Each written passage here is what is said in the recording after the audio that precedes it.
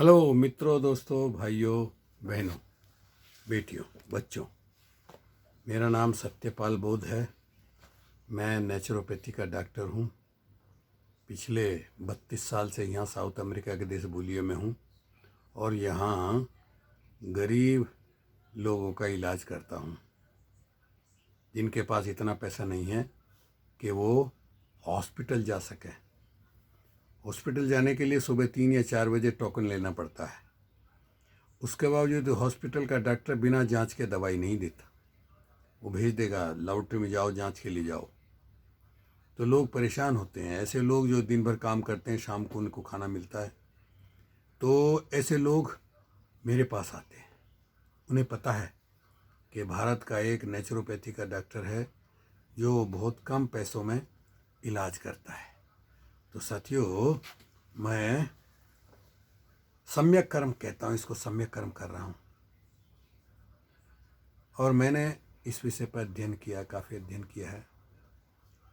विद्वान डॉक्टरों की बुक्स पढ़ी हैं। एक विद्वान डॉक्टर हुए हैं भारत में, उनका नाम है डॉक्टर RS अग्रवाल और डॉक्टर नरेंद्र कुमार अग्रवाल। उन्होंने एक बहुत अच्छी किताब लिखी और उसमें जल के बारे में विस्तार में सिखाया, समझाया, बताया है। तो आइए बताती हूँ उसी के बारे में आपको। प्रकृति जल के औषधीय गुणों का ज्ञान देने वाली, ये पुस्तक मैंने पढ़ी।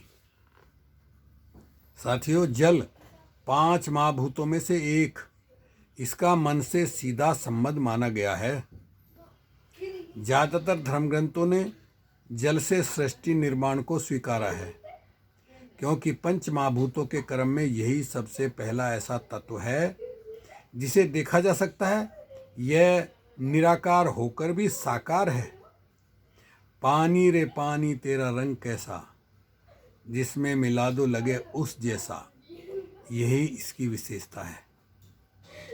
गतिशीलता के कारण यह नानाविध गुणों का पोषक है और उनको एक सिरे से दूसरे सिरे तक वहन करने वाला भी। इसके औषधीय गुणों के मूल में भी यही विशेषता निहित है। प्रियासा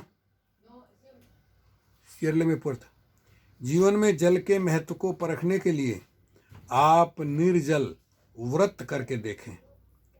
उपनिषद की एक कथा में जल और स्मृति के संबंधों की चर्चा की गई है। मानसिक रोगों में इसीलिए इस चिकित्सा की भूमिका है। साथियों, मैंने ये पुस्तक पढ़ी, बहुत अच्छी लगी। इस पुस्तक में अनुभवी लेखक ने अपने व्यक्तिगत अनुभवों के आधार पर विभिन्न रोगों में जल की औषधि रूप में भूमिका का विवेचन किया है। विभिन्न अध्यायों में शरीर के महत्वपूर्ण अंगों के संदर्भ में लेखक ने रोगों व उनके उपचार की चर्चा की है, ताकि विषय स्पष्ट तथा सुगम हो।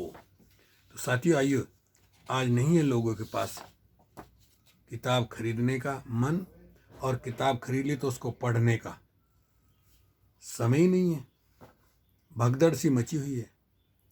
साथियों, सूर्य उदय से पूर्व मल त्यागने से पहले सैया पर बैठकर जो ताम्र पात्र में रखे हुए जल को नित्य सेवन करता है, उसके वात, पित्त और कफ दोष शांत होते हैं। ऐसा व्यक्ति स्वस्थ रहता हुआ दीर्घ आयु को प्राप्त होता है। 10 साल पहले मुझे जानकारी हुई थी इसके बारे में।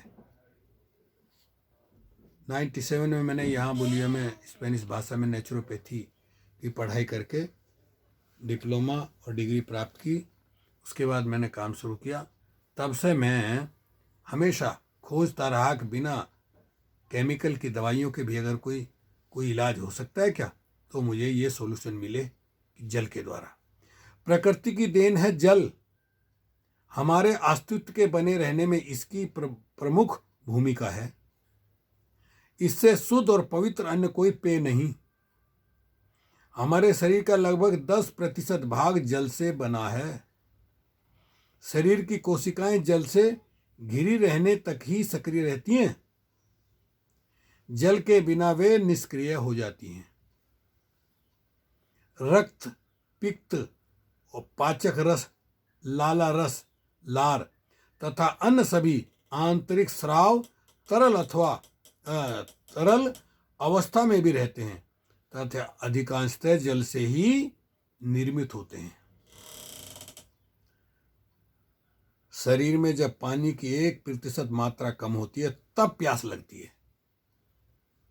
प्यास लगने पर कम से कम 1 गिलास जल जरूर पिएं।